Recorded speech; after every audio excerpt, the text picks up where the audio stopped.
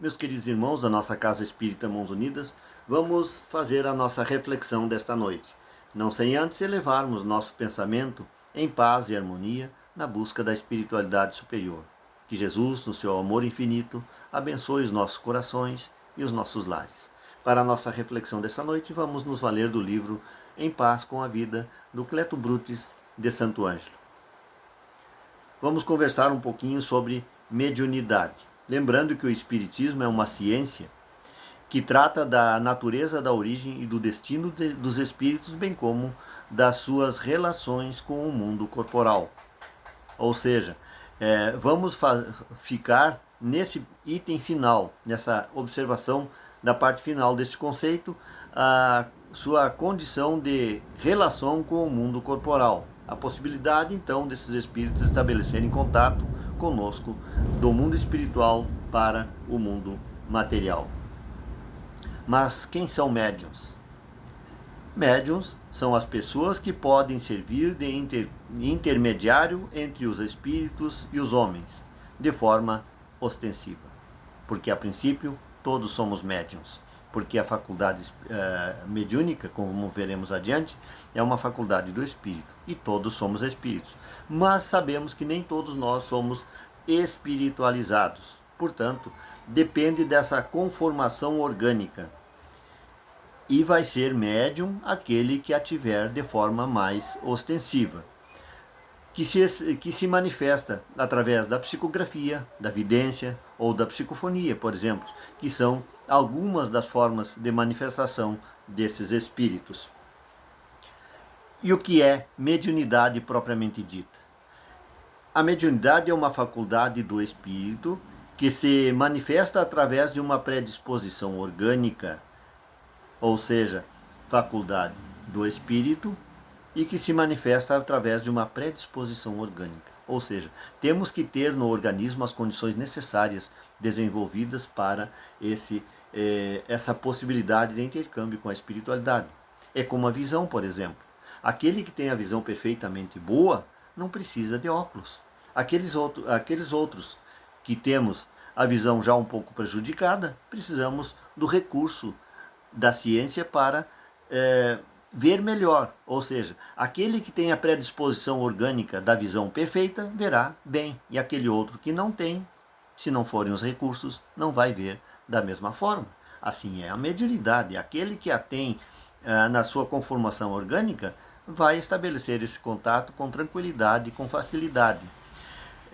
E ela surge espontaneamente. Ou seja, se é médium, é.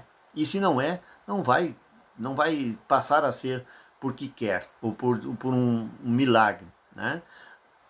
A princípio, o desenvolvimento espiritual dos seres, a capacidade de sensibilização, vai criar condições para que se estabeleça com mais facilidade essa percepção do mundo espiritual. Por isso precisamos desenvolver a nossa espiritualidade. Mas se somos seres extremamente materiais e não temos essa conformação orgânica perfeitamente desenvolvida, não vai haver mediunidade. Independe da condição moral, de crença e do desenvolvimento intelectual do indivíduo. Ou seja, se aqueles que têm uma condição moral inferior, não deixa de ter o socorro desses recursos. Também vai poder se valer dele como uma forma de evolução. E talvez seja a oportunidade a mediunidade seja a oportunidade de estabelecer melhores condições morais, forçando-o a uma evolução, a um entendimento um pouco mais profundo de si mesmo como um ser espiritual. Independe da crença, ou seja, ter ou não ter crença dessa ou daquela religião, dessa ou daquela forma de pensar, de crer, não vai fazer diferença para sermos ou não sermos médiuns. Porque se nós olharmos para o conceito de mediunidade e observarmos a história da humanidade, nós vamos encontrá-la em todos os quadrantes da nossa história, em todos os povos. Sempre existiram os indivíduos que conseguem estabelecer esse contato com a espiritualidade, independente da forma que se estabelece a sua crença. Não é outra senão aquela que se manifesta, por exemplo, nos grandes santos dos nossos irmãos católicos. Eles têm essa capacidade de intercambiar com os espíritos o que eles chamam de um dom divino, ou como quer que seja. Ou a capacidade de perceber os dons do Espírito Santo é uma forma de mediunidade também. Independente do estado intelectual também, da evolução intelectual do indivíduo. Porque aqueles outros que ainda não desenvolveram a intelectualidade não estão à revelia, não estão sem esse recurso de evolução. Porque a mediunidade, em fim de análise, vai ser um grande recurso de evolução humana, porque força o indivíduo a perceber a sua espiritualidade e, portanto, criar a necessidade de espiritualizar-se, de aprender, de evoluir, de ter disciplina. Tem como base a sintonia mental, ou seja, para estabelecer o intercâmbio mediúnico com equilíbrio e com o aproveitamento, há que se estabelecer essa sintonia mente a mente com aquele espírito que pretende se comunicar. Como se dá a comunicação? Mente a mente. A mente é a base da comunicação mediúnica. É necessário o espírito estabelecer sintonia mente a mente. O espírito que vai se manifestar estabelece essa sintonia conosco, com o médium. É a força mental da entidade agindo sobre o psiquismo do encarnado. A capacidade mental dele, e por isso nós não temos controle sobre a mediunidade. Quando o espírito tem mais poder moral do que nós e quer se impor, ele se impõe. Não se impõe quando é um espírito de maior evolução e que não tem a propensão de desrespeitar o nosso livre-arbítrio. E só por isso eles não se impõem. Mas se fizer necessários, eles têm essa condição, essa capacidade moral de se impor, de impor o seu psiquismo ao psiquismo do encarnado. Na forma consciente, estabelece uma entrosagem de sintonia para poder se comunicar. No transe mais superficial, o médium não perde a consciência. Esse transe mais superficial, que é a nossa nova forma, essas nossas novas formas mais modernas de comunicação com a espiritualidade, são inteiramente intuitivas, inspirativas, não são de imposição, como acontecia nos meados do século XIX, por exemplo, com os efeitos físicos. Na grande maioria, era com médiums que se tornavam totalmente inconscientes, não tinham noção do que estava acontecendo consigo. Mas com a evolução da mediunidade nos tempos novos, esse intercâmbio é muito mais intuitivo, muito mais de inspiração, e que, portanto, o médium não perde a consciência do que está acontecendo, do que está vendo, do que está sentindo, do que está ouvindo, enfim. Nos transes mais profundos, como por exemplo no sonambulismo, perde a consciência. O que ainda acontece, existem fatos, existem acontecimentos de intercâmbio mais inconsciente, mais profundo, de transe mais profundo dos médiuns, mas já é mais raro, já acontece bem menos, já é muito mais comum o intercâmbio normal que se estabelece com a espiritualidade. Como que se manifesta um espírito? Como que ele faz para se manifestar?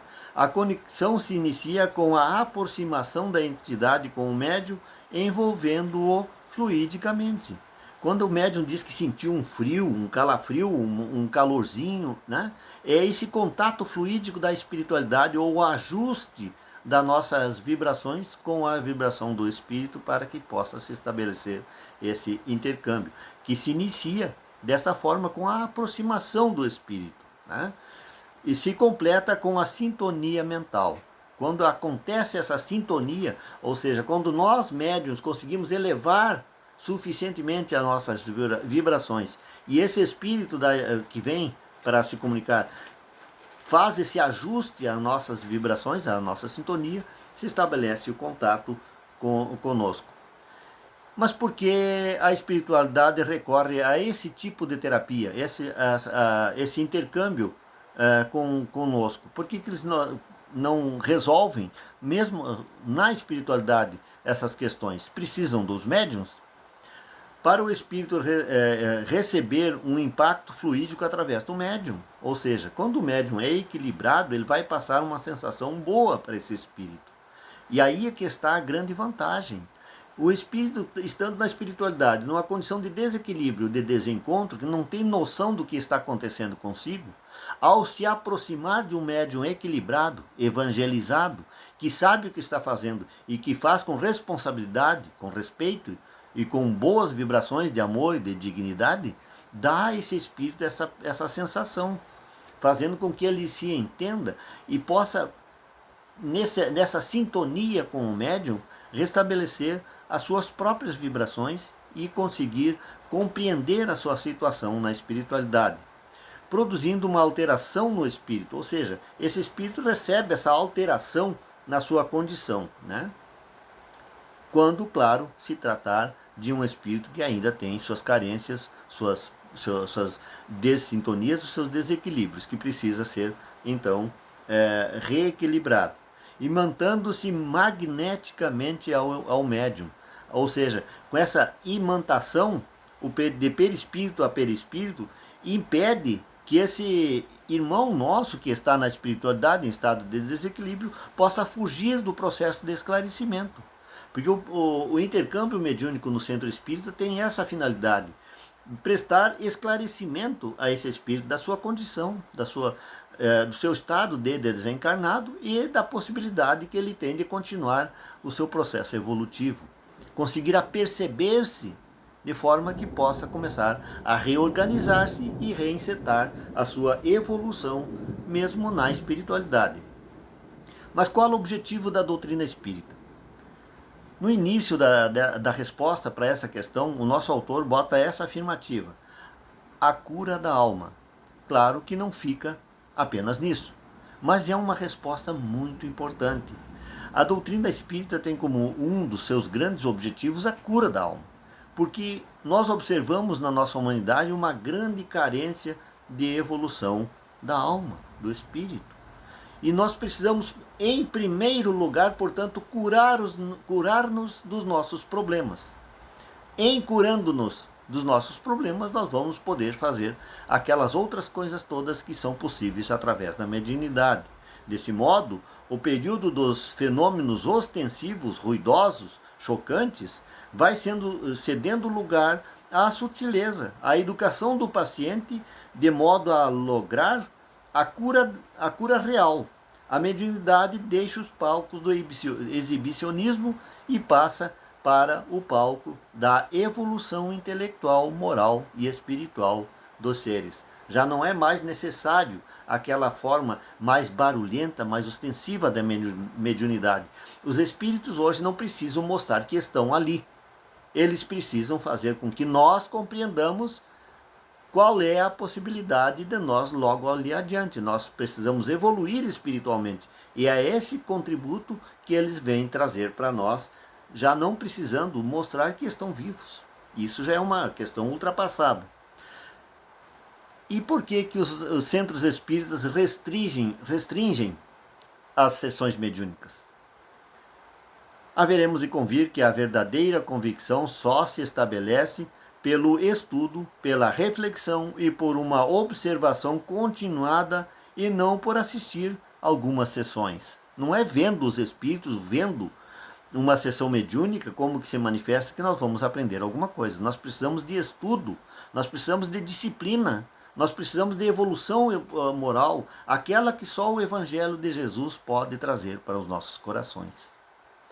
É disso que nós precisamos. Antes de pensar em sentar numa mesa mediúnica, evangelizemo-nos, moralizemo-nos, espiritualizemo-nos. E aí sim estaremos em equilíbrio, em condições de fazer um bom intercâmbio, um proveitoso intercâmbio com a espiritualidade. Reunimos-nos com a intenção de nos instruir e não por distração. Esse período da distração era lá no início das manifestações ruidosas, manifestações materiais. Hoje nós estamos muito mais afeitos às manifestações inteligentes, aquelas que podem contribuir para a nossa evolução. Miramês nos diz que que o médium verdadeiro é aquele que deixa passar pelo seu intermédio o amor em todas as dimensões que o Senhor acha conveniente. Ou seja, a mediunidade é hoje uma faculdade de evolução espiritual.